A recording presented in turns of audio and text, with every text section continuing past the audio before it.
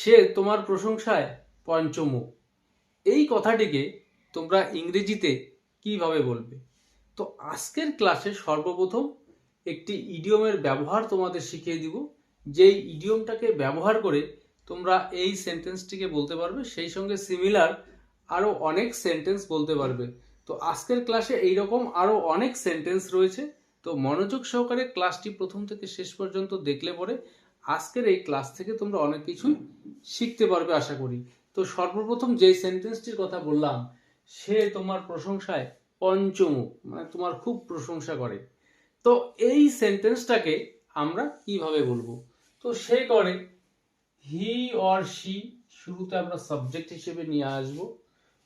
তো প্রশংসা করার যে ভার্ব প্রেইজ, তো হি প্রেইজেস, যেহেতু এখানে subject third person singular number, তো আমরা এখানে বলবো প্রেইজেস। হি প্রেইজেস, কার প্রশংসা করে? তোমার। তো সে তোমার প্রশংসায় পঞ্চমুখ, অর্থাৎ খুব প্রশংসা করে। তো হি প্রেইজেস ইউ টু দ্য স্কাইস।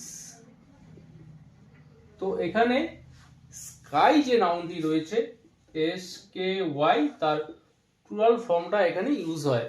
তো হি প্রেইজেস ইউ টু দ্য স্কাইস, অর্থাৎ সে তোমার প্রশংসায় পঞ্চমুখ। তাহলে এই সেন্টেন্সটি তৈরি করতে যে ইডিয়মটা আমি ব্যবহার করেছি সেটা হচ্ছে প্রেইজ। প্রেইজ সামওয়ান, অর্থাৎ এই সামওয়ানের জায়গায় যার প্রশংসা করা হচ্ছে সেই প্রোনাউনটা আমরা এখানে নিয়ে আসব, প্রোনাউন অথবা নাউন।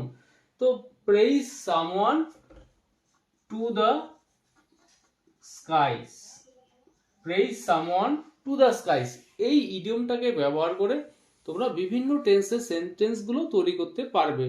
সে আমার প্রশংসায় পঞ্চমুখ ছিল, মানে একটা সময় ছিল, পাস্ট টেন্সে।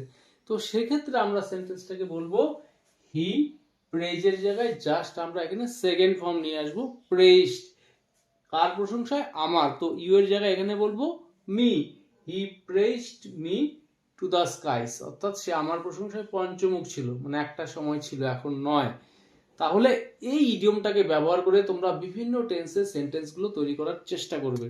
তো এর পরের সেন্টেন্স, তুমি কতক্ষণ ধরে পড়ছো? তুমি কখন থেকে পড়ছো?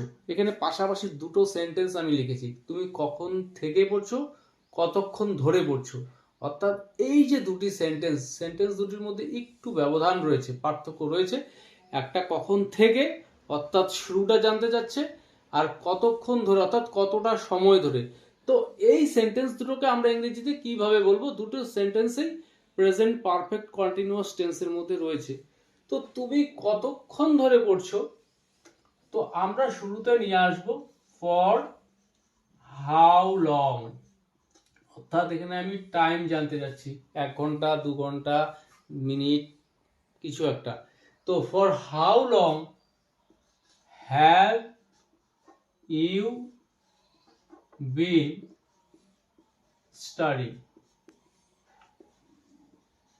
For how long have you been study, তুমি কতক্ষণ ধরে পড়ছো।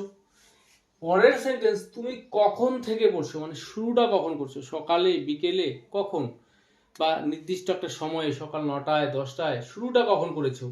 সেক্ষেত্রে আমরা বলবো সিন্স ওয়েন। সিন্স ওয়েন, অর্থাৎ কখন থেকে। Since when have you been studying. Since when have you been studying, তুমি কখন থেকে পড়ছো, মানে শুরুটা কখন করছো। তাহলে এই জাতীয় সেন্টেন্স তৈরি করতে গেলে যদি আমরা টাইম জানতে চাই, সেই ক্ষেত্রে ফর হাউ লং, আর কখন থেকে অর্থাৎ শুরুর দিকে যদি আমরা ইন্ডিকেট করতে চাই, সিন্স ওয়েন। তারপর আমরা সেন্টেন্সটা তৈরি করব, যেখানে subject third person singular number হবে, সেক্ষেত্রে আমরা এখানে সেন্টেন্সে হ্যাজ ব্যবহার করব। তো আশা করি তোমরা প্রেজেন্ট পারফেক্ট কন্টিনিউয়াস টেন্সটার যে গঠন সেটা ইতিমধ্যে তোমরা শিখেছো। তো যাদের টেন্সের বিষয়টা জানা আছে তারা আশা করি এই সেন্টেন্সগুলো ইজিলি তোমরা বুঝতে পারবে। তো এর পরের যে সেন্টেন্সটি রয়েছে, তুমি যত নষ্টের মূল, খুব কমন একটি সেন্টেন্স, তুমি যত নষ্টের মূল। তো এই সেন্টেন্সটাকে আমরা ইংরেজিতে কিভাবে বলবো? তো you are root, you are root কিসের? You are root of all evils, you are root of all evils, অর্থাৎ তুমি যত নষ্টের মূল বা সব নষ্টের মূল। পরের সেন্টেন্স, তাদের মধ্যে কথা কাটাকাটি চলছে, উত্তপ্ত বাক্য বিনিময় চলছে। তো প্রেজেন্ট কন্টিনিউয়াস টেন্সের মধ্যে রয়েছে, এই সেন্টেন্সটাকে আমরা কিভাবে বলবো? তো তাদের মধ্যে কথা কাটাকাটি চলছে, তো দে সাবজেক্ট, এখানে দে আর, এখানে ভার্ব হিসেবে আমরা ব্যবহার করব এক্সচেঞ্জ। তো যেহেতু সেন্টেন্সটি প্রেজেন্ট কন্টিনিউয়াস টেন্সে রয়েছে, তো এখানে আমরা আইএনজি অ্যাড করব, এক্সচেঞ্জিং, দে আর এক্সচেঞ্জিং হট ওয়ার্ডস। তো এখানে ভার্ব হিসেবে আমরা ব্যবহার করব এক্সচেঞ্জ। তো তাদের মধ্যে কথা কাটাকাটি চলছে, তো অর্থাৎ উত্তপ্ত বাক্য বিনিময় চলছে। তো হট ওয়ার্ডস এখানে আমরা সেন্টেন্সের মধ্যে নিয়ে আসবো।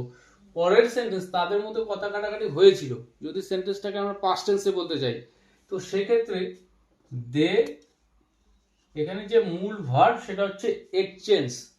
তো এক্সচেঞ্জ যে ভার্বটি রয়েছে তার সেকেন্ড ফর্ম আমরা এখানে ব্যবহার করব এক্সচেঞ্জড, দে এক্সচেঞ্জড হট ওয়ার্ডস, দে এক্সচেঞ্জড হট ওয়ার্ডস, অর্থাৎ তাদের মধ্যে কথা কাটাকাটি হয়েছিল।